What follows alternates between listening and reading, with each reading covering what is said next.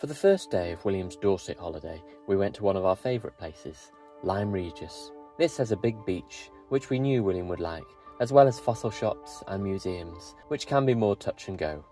Firstly, we had to charge our car at the top of a big hill, so walked down into the town while this was going on. We had a quick look at a fossil shop. My wife and I have both previously worked as geologists, so we enjoy looking around places like this, although William was more in the mood for snacking than looking at fossils. Then we had a walk back up the hill to move the now charged car to another parking spot. William even did some walking on the steep incline.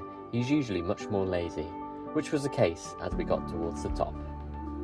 Once our logistical car business was done, we could head back down to enjoy exploring the town. We went to the beach, where William seemed transfixed by the sea. I just stayed close by to avoid any wet shoes this early in the day. Then we walked alongside the beach towards the more rocky fossil hunting spots. There were a few nice things to see on the way, like a colourful plankton elephant, and William was very happy and chatty as we went. At the rockier part of the beach, William seemed to really enjoy clambering and balancing. However, we had a pretty constant issue here, which was William trying to drink seawater from the rock pools and puddles.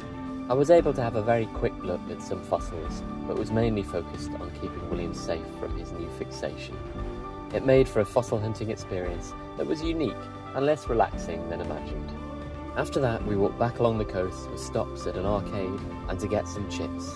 William waited pretty well for these to be ready, although wouldn't move away from the hatch where he could see all the cooking action. We finished our visit by going to another fossil shop with a cool fossil basement, and then to a museum called Dinosaur Land. This gave us all the chance to look at some fossils without the salt water tasting distractions from earlier.